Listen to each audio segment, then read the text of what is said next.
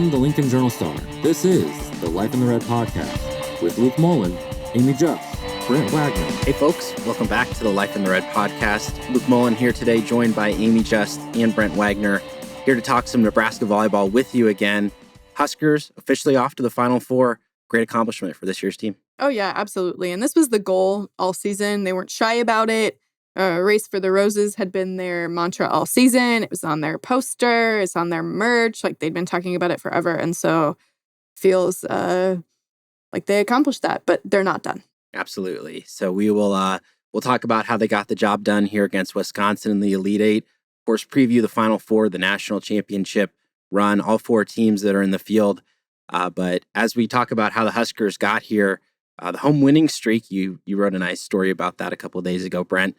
Now 45 matches, which is an incredible number, and the third Final Four appearance in 4 seasons. So some big time achievements for this Nebraska team, but it was testy. You know, that match against Dayton, maybe not their best, but the way that they came back, the way that they played against Wisconsin, really impressive to watch. Yeah, it was, like you said, it was impressive.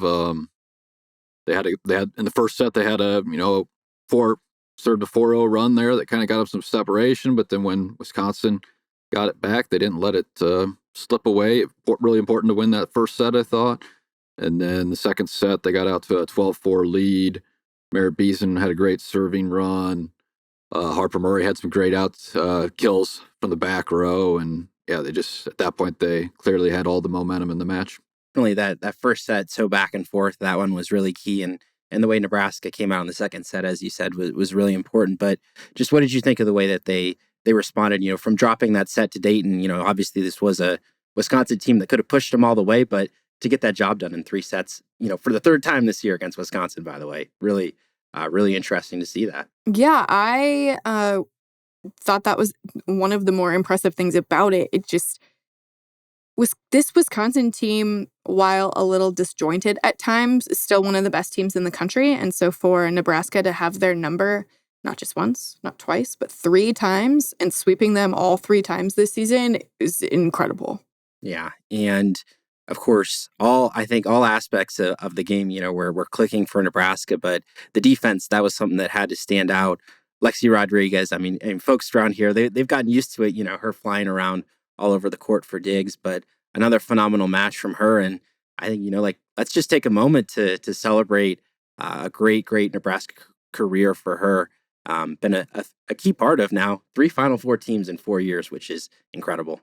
Oh, yeah, absolutely. And she's inching closer and closer to the career digs record. The match against Dayton really helped her. She got over 20 for the first time in a while.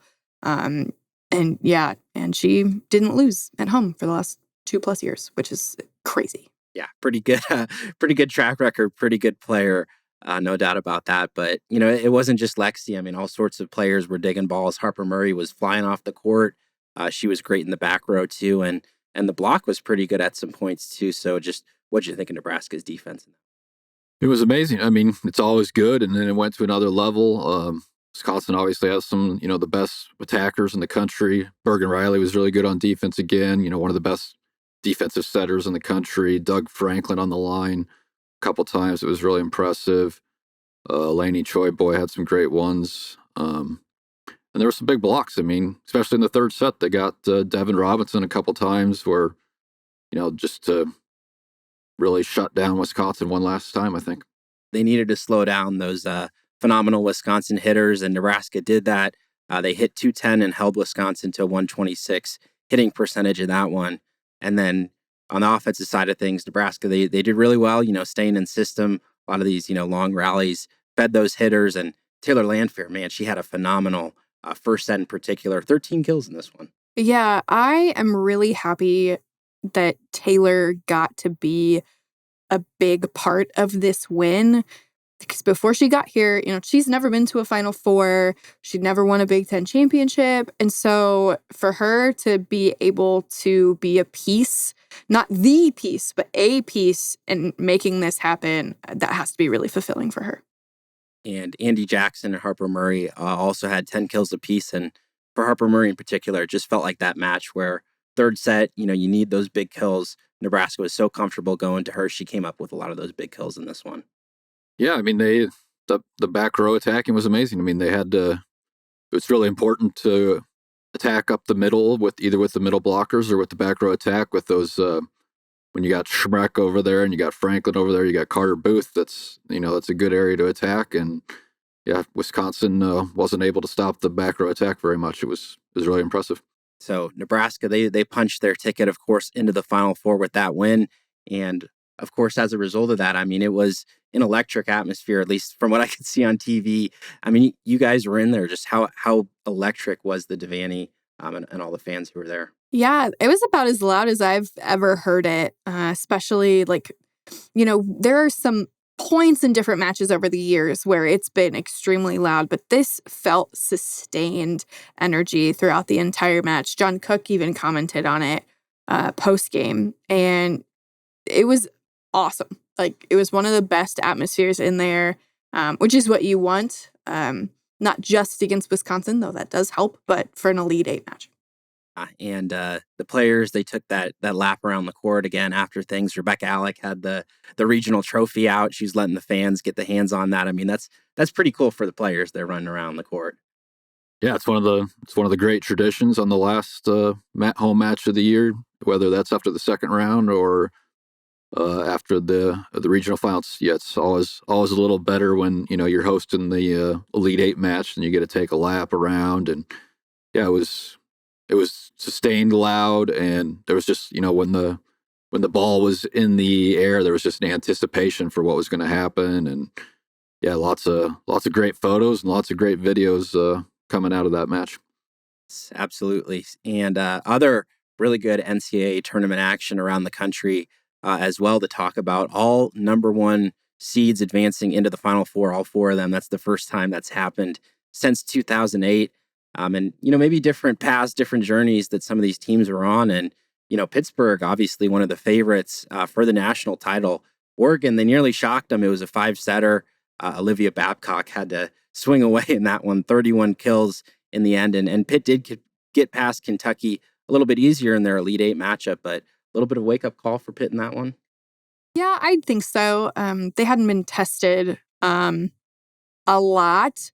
A ton. But that match, I think, is going to be very important for Louisville and whoever would potentially face them in the NCAA championship, because Oregon exposed them in a way that Pitt really hadn't been exposed this season. And so I know defensive coordinators, I know Louisville's defensive coordinator is probably watching that film and using it like a Bible for their matchup for Thursday. Yeah, good point. And Louisville, by the way, they were able to sweep Purdue in the Sweet 16, took down Stanford 3-1. And as well, the other Final Four team, Penn State, really, they had to outlast Creighton. I think this was probably the best match of the Elite Eight, a 5-setter. Creighton pushed that late, but Penn State really dominated that 5th set. And that was also a Creighton team that defeated Texas in the Sweet 16. So a loaded side of the bracket there. Penn State, Louisville, and Pitt punching their tickets. Unexpected, or what did you think of the way that Sweet 16 and Elite Eight played out, Brent? I thought there would be somebody who, number one, that would get through, just because there'd been so many upsets during the regular season. And I mean, there were certainly some upset watches. Oregon, obviously, and Pitt, and Louisville was pressed earlier in the tournament. But yeah, I mean, it's really great that you have all these great teams here, because that should make the semifinals really good. Certainly, it looks to be a loaded, talented Final Four field, and the action starts this Thursday in Louisville. The first match of the Final Four will be 5:30 p.m. on that evening. It's Pittsburgh against Louisville. Who do you think wins that one? So Pittsburgh took both matches in the regular season, but I think Louisville breaks through. I think they're playing really well right now after they got a little on upset watch, as you said, earlier in the tournament, and I love the way they played the other night, and if they can channel that, they'll win. Pitt's Final Four regulars, Louisville's home cooking, though. Yeah, it should be an amazing match. It's kind of this battle of Pittsburgh has the Olivia Babcock, probably the front runner for the National Player of the Year. And then Louisville has played this 2-setter rotation where they can bring a lot of offense at you too. So kind of this great duel between the two offenses. And after that one is, of course, the Nebraska match. They will face Penn State maybe around 8 p.m., but the match will start 30 minutes after the first one concludes. So no concrete set time for you there. But Nebraska, Penn State, I mean, this is a match that we've seen recently. It'll be about 3 weeks between matches when Nebraska faces Penn State. This upcoming week, of course, Nittany Lions beat Nebraska there in State College or last month. But Nebraska, their chances of getting the national title, what do they need to change? What do they need to do better to beat Penn State this time around? Yeah, I think they just need to keep their composure, and they can't let one mistake turn into two. They need to focus on their passing, and they need to dial in on Caroline Juravicius.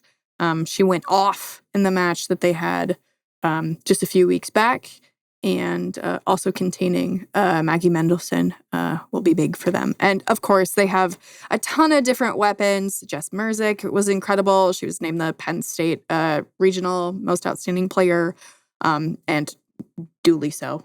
She's incredible. But yeah, containing their weapons and not letting the ball drop to the floor like they did with Wisconsin, I think will be the test for Nebraska. And what do you like about this matchup for Nebraska? What do you think that they'll be able to do well, and what's going to be the challenge for them against Penn State? I think they needed to block a little better. They might make some adjustments on how they block, and they just wasn't one of their best offensive matches. Didn't get enough kills, transitioning from offense to defense. But I think in a match like that, Nebraska's offensive balance should probably help them a lot.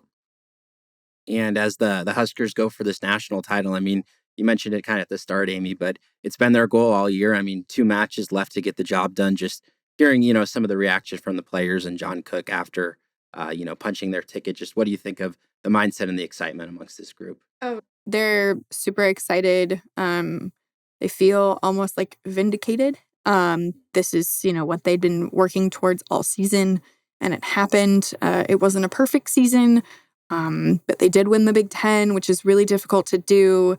They stayed together and played well, like really, really well at points. And they're playing really well right now. And I made you guys make some predictions before the NCAA tournament started. And with all the matches so far in the books, all the volleyball that you've gotten to watch, let's recap it. National title game, who wins and how many sets? Yeah, I think if Nebraska can get past Penn State, I think that they'll win in 4. And I think that they'll be playing Louisville. I'm staying with what I had 2 weeks ago. Nebraska over Pitt in 4. Okay. Well, I mean, certainly, I think we can all agree there's going to be some great volleyball played this week in Louisville.